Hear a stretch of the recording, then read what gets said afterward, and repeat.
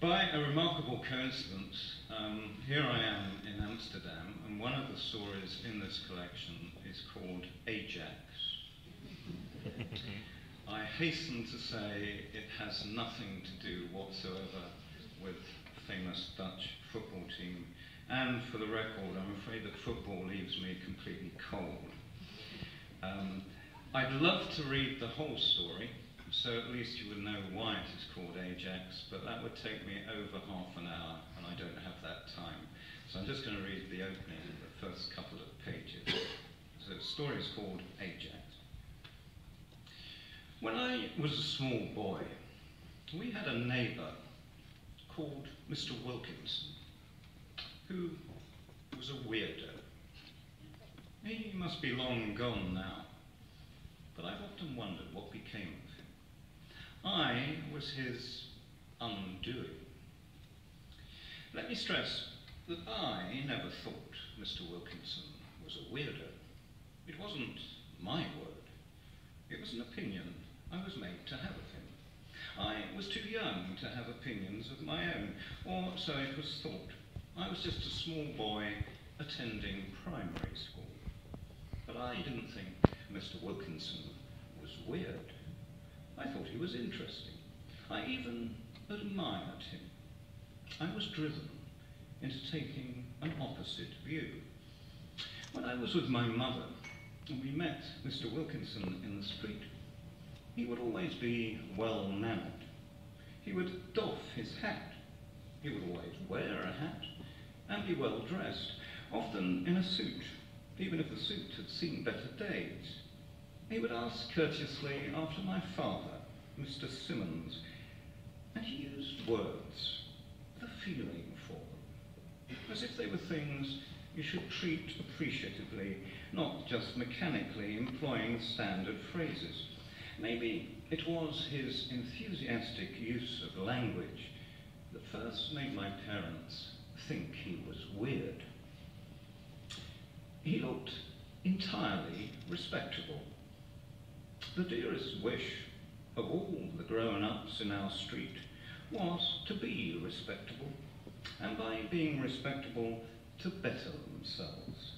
So you'd think they might have regarded Mr. Wilkinson as a model. It was obvious even to me that he was in some ways a cut above our street. He'd come down in the world to it. It was also obvious that he was what people called educated. I had had it drummed into me by my parents from the earliest age that education was the most important thing in life, the key to everything, and I believed them. Education was one of the first long words I learned, and learning it was, rather magically, an example of the thing it proclaimed. At school, I had no problem with teachers. I revered them.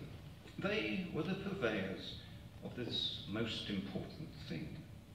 And it struck me that Mr. Wilkinson had the qualities of a teacher, and perhaps had been one once. He seemed, in fact, even more educated than any of the teachers at my primary school. And for this reason, too, I couldn't see why the whole street didn't look up to him instead of thinking he was weird. But Mr. Wilkinson lived alone. That was one mark against him.